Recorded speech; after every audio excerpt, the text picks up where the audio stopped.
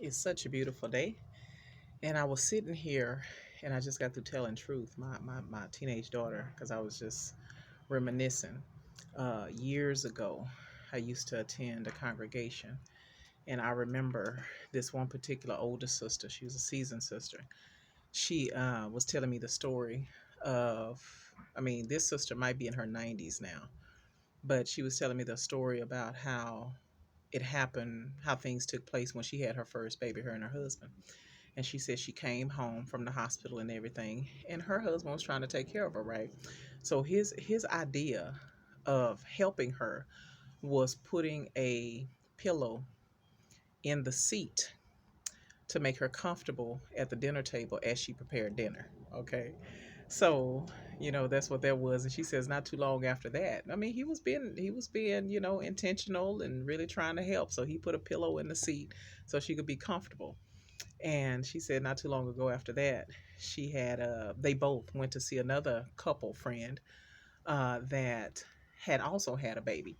And so when she gets to the house, she notices that this wife is literally laid up in the bed.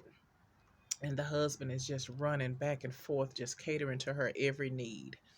And she was looking and thinking to herself, now what in the world is going on here?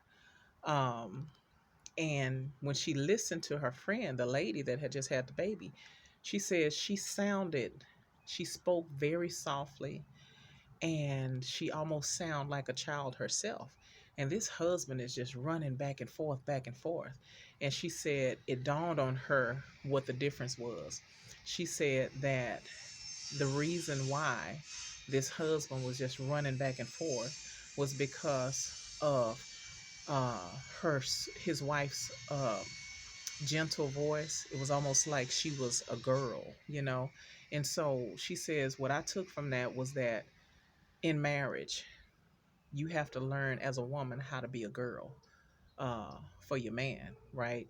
And so what that means is that, first of all, you have to have a gentle and quiet spirit, because she said her friend, she just spoke so softly and just so, gently, and just so it was an expression that I needed this man to help me. And so, first of all, you have to speak gently to your man. And then she talked about how, well, one of the other concepts about that, about being a girl, is that he has to know that you need him, you know, and that's a major, major thing that some of us uh, um, fall prey to, because the world's agenda teaches us not to need each other when we get in relationships, and that is honestly so contrary to a healthy relationship. This is not just about, we hear, I don't need you, I just want you. That's not a healthy relationship, honestly. It's a worldly agenda, because once you understand the God designed roles and the God designed strengths and even weaknesses of your counterpart, you understand why God made you the way He made you, and why He made your spouse the way He made your spouse. And if you really look at it, it's literally like a two-piece puzzle that fits together perfectly, that are really very different. And so she said that she was implying basically that a woman has to uh, be able to communicate and conduct herself in a way that shows her husband that I don't just want you, I need you. And so that takes a lot of humbling sometimes, because especially being a woman of strength, it's really easy to just do it yourself. And it's kind of like a catch 22. You can't have it both ways. You can't do it yourself and then get mad at him for not doing it. Doesn't work like that. So you have to be very intentional. You can be a woman of strength. Doesn't take anything away from who you are. But if you want to maximize on that man that you have to learn how to be a girl. And I'm like, okay, I'm 5'11", and I'm a voluptuous woman, right?